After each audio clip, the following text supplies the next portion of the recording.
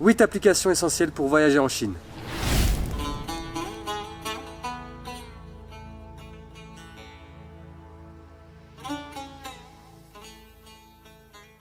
Salut à tous, bienvenue dans cette nouvelle vidéo BJP. Aujourd'hui on s'intéresse aux applications à utiliser en Chine et à télécharger absolument avant de voyager là-bas. Dans la description vous retrouvez tous les liens utiles pour télécharger ces différentes applications. Comme vous le savez, on a eu deux grosses étapes en Chine, la première dans l'est du pays et puis dans le Xinjiang à l'ouest. Et on a pensé qu'une vidéo dans ce genre là serait utile pour vous parce qu'on a un petit peu galéré au niveau des apps, de l'accès à l'information, internet, tout ça.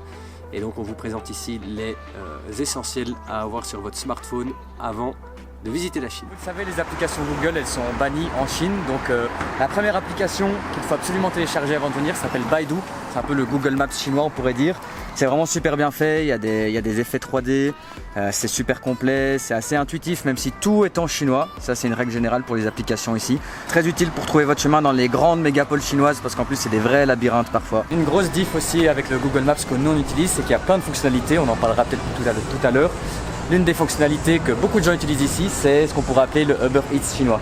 Donc les gens qu'on voit ici par exemple qui sont habillés en jaune, livrent la nourriture et vous pouvez commander directement via votre application chinoise.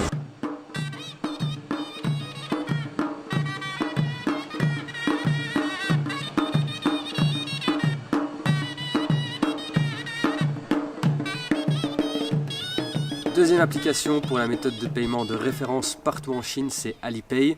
Grosso modo, il y a deux méthodes, soit vous allez scanner le QR code du commerçant qui sera affiché chez lui, soit il va lui-même scanner votre QR code et c'est débité automatiquement de votre carte de crédit que vous liez à votre compte Alipay évidemment.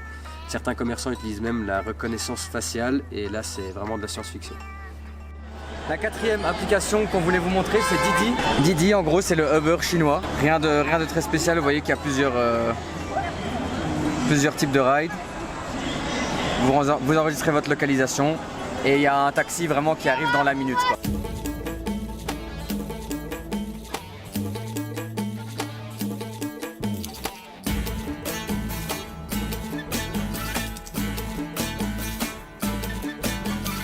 Alors ça, ce sont les applications qui sont vraiment importantes quand vous voyagez en Chine.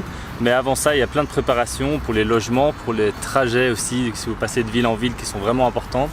Comme par exemple trip.com. Nos premières quinzaines, on a utilisé One2Go, qui fonctionne aussi, mais qui est beaucoup plus cher. Et donc on s'est fait un peu douiller, on payait 50 € au lieu de 35 nos billets de train. Et pour les logements aussi, vous pouvez utiliser trip.com ou alors Booking, qui fonctionne aussi. Vu qu'elles ne sont pas chinoises, elles seront bloquées en Chine.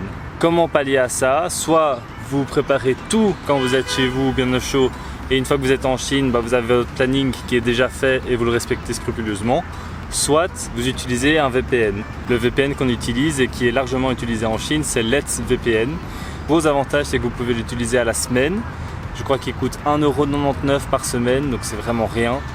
Et vous pouvez l'utiliser en Chine, il fonctionne partout. On n'a vraiment eu aucun problème avec ça. Deux autres applications qu'il est important de mentionner, elles ne sont pas chinoises, mais elles vont vous servir beaucoup.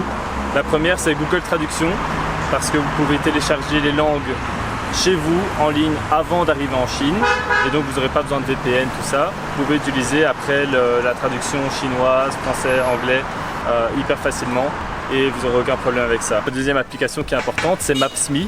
Pourquoi Maps.me? Pour les mêmes raisons, vous pouvez télécharger les cartes chez vous avant de voyager en Chine et une fois que vous êtes en Chine, vous pouvez comparer peut-être avec la carte de Baidu parce qu'on a dit que Baidu, le problème c'est que tout est en caractère chinois et donc même les recherches sont en caractère chinois. Voilà, c'est la fin de cette vidéo, on espère qu'elle vous a plu et qu'elle vous aidera si vous planifiez vous-même un voyage en Chine. Si vous avez aimé cette vidéo, n'hésitez pas à mettre un petit pouce et à commenter, ça aide beaucoup pour le développement de la chaîne. Et n'hésitez pas également à partager cette vidéo à un ami, un membre de la famille, qui que ce soit qui lui aussi voyage en Chine prochainement, ça pourra certainement lui être utile.